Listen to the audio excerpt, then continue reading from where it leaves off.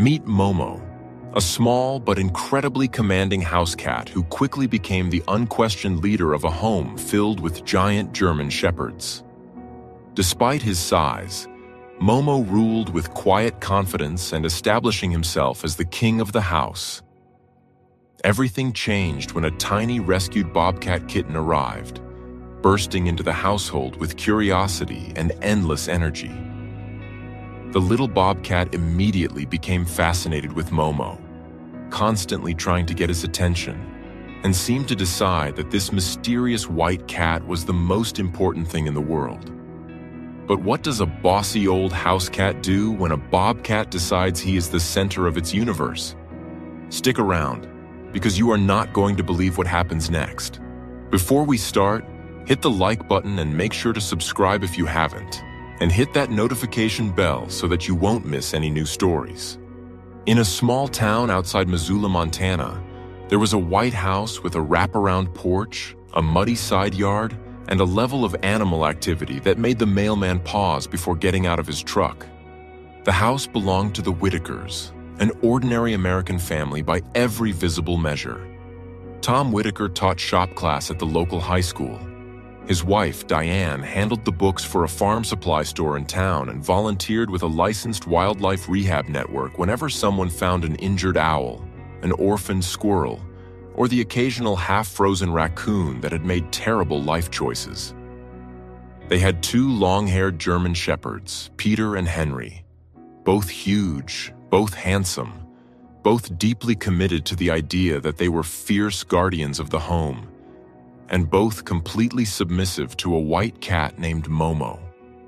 Momo was not large. Momo was not loud. Momo was not violent. Momo was, however, absolutely certain that the house belonged to him. He had shown up 3 years earlier in the Whitakers' backyard during a July barbecue. One minute Tom was flipping burgers, and the next minute a compact white cat with pale green eyes was sitting in the middle of the patio as if he had arrived by invitation and was disappointed that his iced tea had not yet been served. He was clean, well-fed, and strangely calm. He did not flinch at the dogs. He did not run when Diane stepped closer. He simply looked up at her with the expression of a landlord checking on a property he had recently acquired. The family put up notices and called around.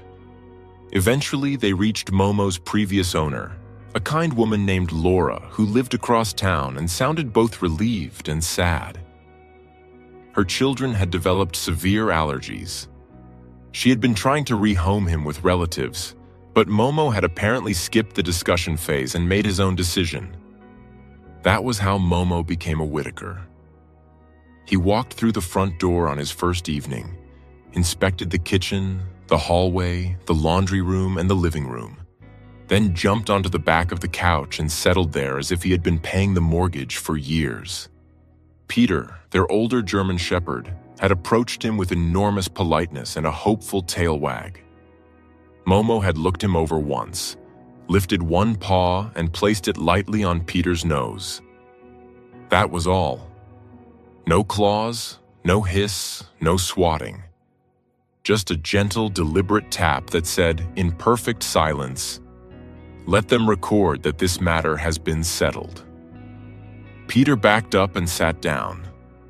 Henry arrived a year later as an ungainly adolescent rescue with oversized feet, too much enthusiasm, and the emotional discipline of a tossed salad. He was sweet-natured, loyal, and almost comically eager to be friends with everyone, including the vacuum cleaner. Momo handled Henry the way a retired school principal handles a cheerful but exhausting substitute teacher. If Henry got too close, Momo would stare at him until Henry remembered an urgent appointment elsewhere. If Peter took Momo's favorite cushion, Momo stood beside it and looked offended until Peter moved. Momo never chased, never scratched, never started trouble. He simply ruled through confidence, timing, and the sort of authority that cannot be explained to outsiders. He allowed Peter and Henry near him when it pleased him. He joined family walks down the gravel road as if he were conducting a patrol. He trotted into the nearby woods beside the dogs, not because he needed protection, but because he preferred not to let them have adventures without supervision. Tom liked to say they did not own a cat. They were managed by one. For years, that arrangement held. Then one rainy April morning, Diane's phone rang. A rancher about 40 minutes west of town had found a bobcat kitten alone near a collapsed woodpile after a late spring storm. He had waited for hours, watching from a distance, hoping the mother would return. She never did. A second search of the area turned up no den, no sign of siblings, and no adult bobcat nearby. The kitten was tiny, wet, cold, and crying. The nearest rehabber with space for bobcats was full and asked whether Diane could hold the kitten overnight in an emergency foster setup until transport could be arranged to a licensed facility in Helena the next day. Diane said yes before Tom could say, "Tell me this won't end with another animal in the laundry room." It ended in the laundry room. Tom built a temporary nesting box out of a plastic tote lined with towels and a heating pad under half the base so the kitten could move away if it got too warm. Diane mixed formula, checked hydration, and called the rehabber twice for instructions just to make sure she was doing everything correctly. The kitten weighed barely more than 2 pounds. He had tufted ears that looked oversized for his head, paws that promised future trouble, and a spotted coat the color of dry grass and wet bark. His eyes were open, but he was still young enough to wobble when he walked.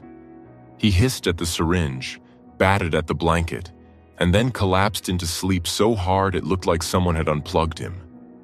The Whitaker's daughter, Emily, who was home from community college for spring break, stood over the nesting box and whispered, "He looks like a tiny outlaw." Tom peered in and said, "He looks like he already owes me money." They planned to call him the Kitten until transport. That plan lasted 9 minutes.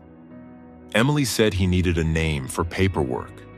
Tom said names caused attachment. Diane said paperwork was easier with names. Peter sneezed. Henry pressed his nose against the laundry room door and produced a low, confused whine.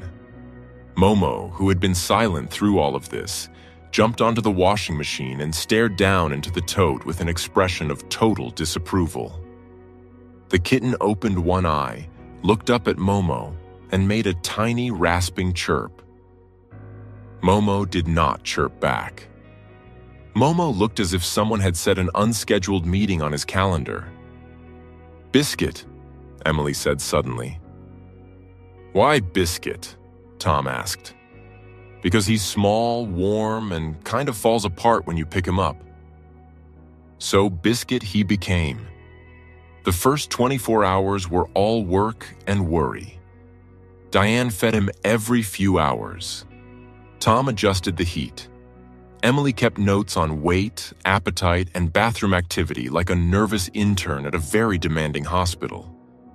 Biscuit stabilized, which was good news. Then the rehab center called again. A respiratory issue had moved through one of the Helena enclosures. Intake was temporarily delayed. Could the Whitakers hold Biscuit for several more days under guidance? Diane agreed. Tom rubbed his forehead. Momo narrowed his eyes. Henry wagged because the room had suddenly filled with meaningful emotion, and Henry always enjoyed that. Biscuit grew stronger with shocking speed. By the 3rd day, he could march across his towels with the confidence of a much larger animal and throw himself at dangling shoelaces with the total commitment of a football player diving for a fumble. He was curious about everything. He pounced on shadows. He attacked his own tail. He tried to climb the side of the tote, slid down backward, and looked offended by gravity. The dogs were fascinated, but Diane kept them at a distance. Momo was another problem. Not because he was aggressive, because he became impossible to ignore. Every time Diane fed Biscuit, Momo appeared. Every time Biscuit cried, Momo materialized from nowhere like a white ghost with opinions. He sat on the washing machine. He sat outside the door.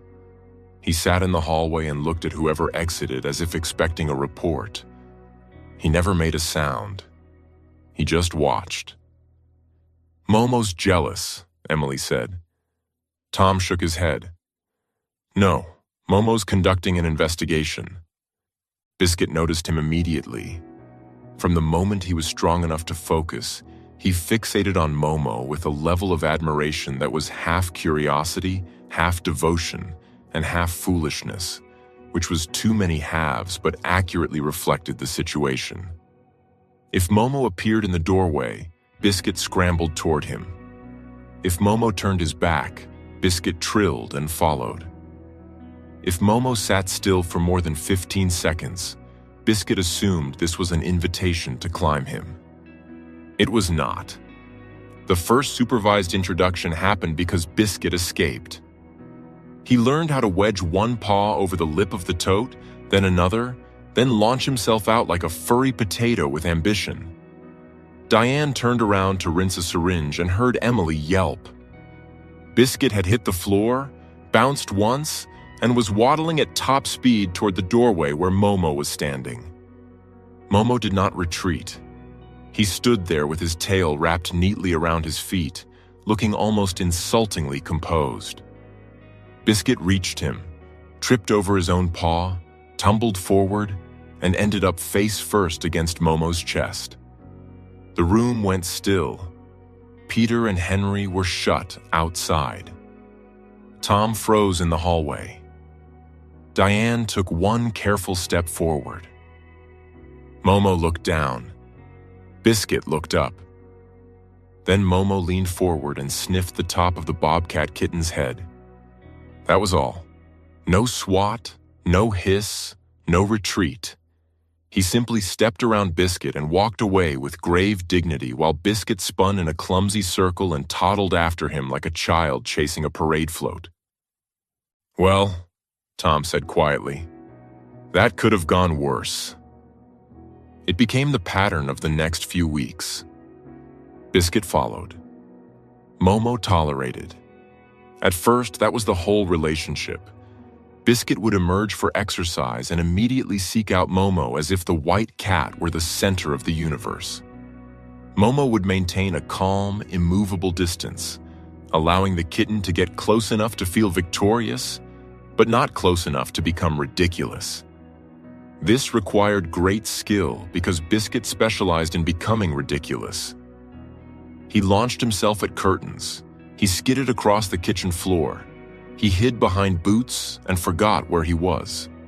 He once charged bravely at Peter's wagging tail, got flicked across the room by accident, and stood up looking personally betrayed by the existence of large dogs. Peter adored him from a respectful distance. Henry adored him from an unhelpful distance. Momo regarded all this enthusiasm the way a banker regards a man trying to pay a mortgage with seashells. Still, Momo started making tiny adjustments.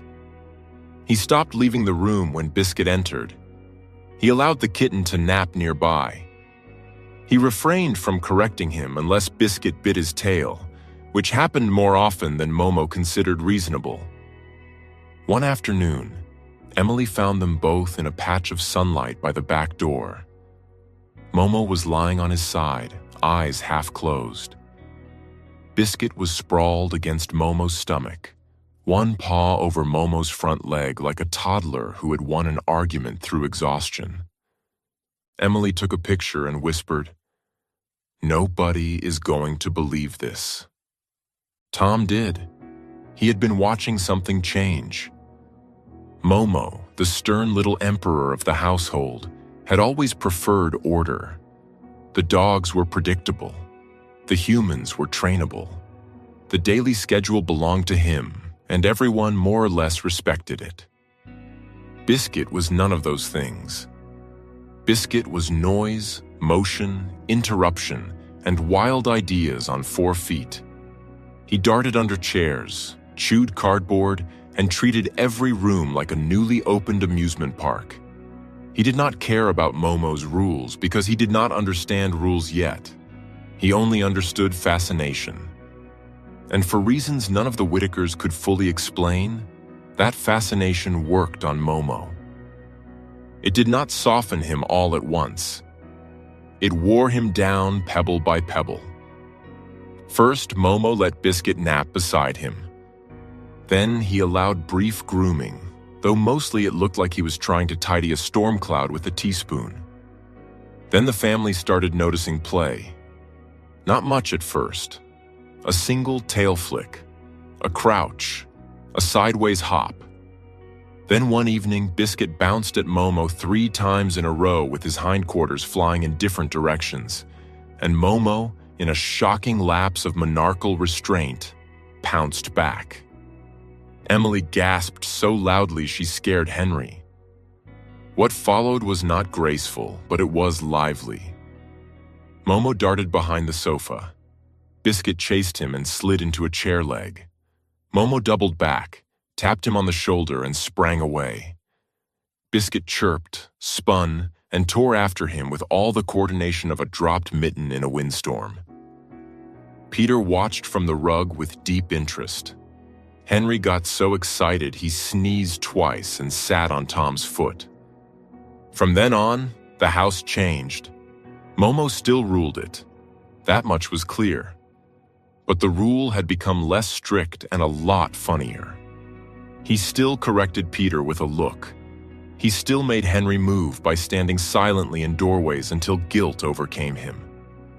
He still accompanied the family on walks like a stern little marshal. Only now he had a shadow. As Biscuit grew stronger, Diane followed the rehab center's instructions and moved him gradually into an outdoor transition pen in the side yard during the day. He needed climbing opportunities, less dependence on people, and space to develop proper muscles and instincts. The long-term goal was placement with a licensed wild enclosure program where he could continue minimal contact rehabilitation. The family understood that. They were careful. They kept human handling limited as he matured.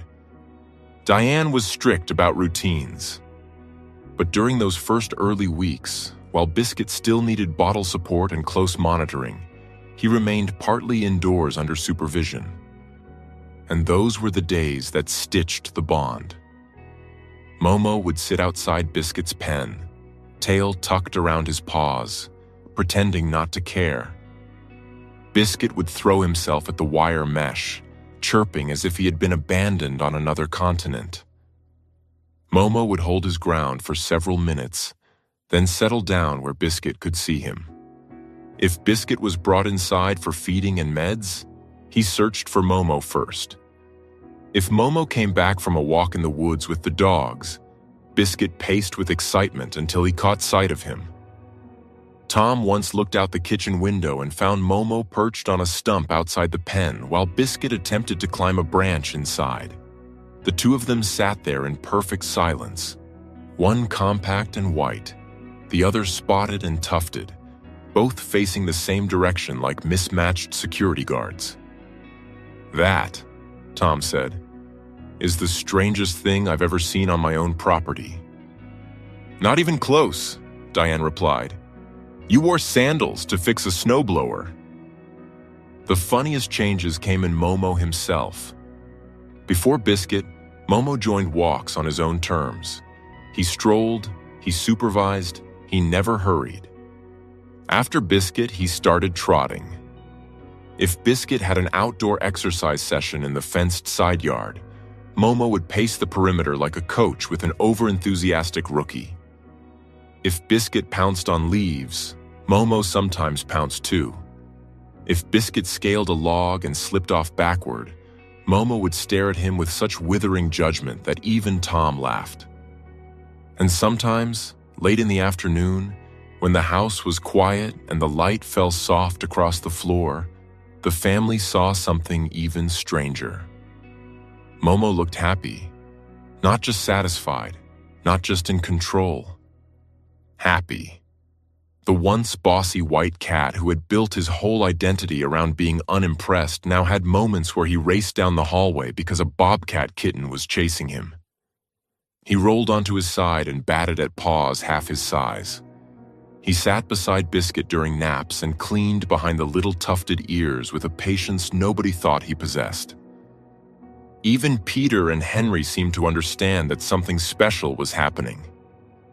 Peter grew gentle around Biscuit, moving slowly and giving the kitten space.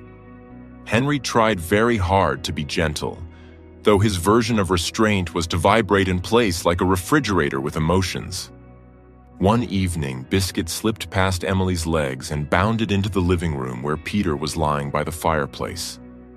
The bobcat kitten climbed straight onto Peter's side, stepped on his ribs, and sat there like a prince on a fur ottoman. Peter, noble beast that he was, did not move. Momo walked over, inspected the arrangement, and then jumped onto the couch above them all, as if approving the household seating chart.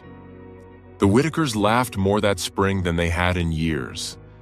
But there was always a shadow under it, because everyone knew Biscuit was not theirs to keep.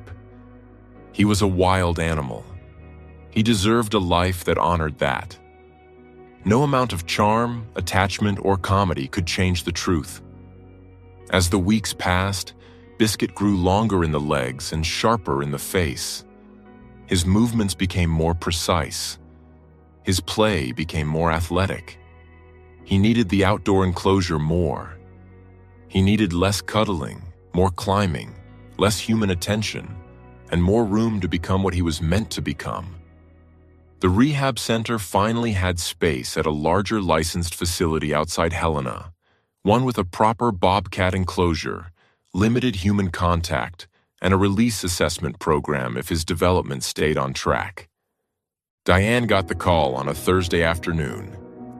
She stood in the kitchen with the phone in her hand for a moment after the conversation ended. Emily knew from her face. Tom knew from the silence.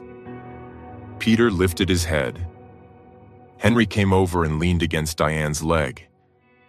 Momo sat by the mudroom door as if he had heard every word.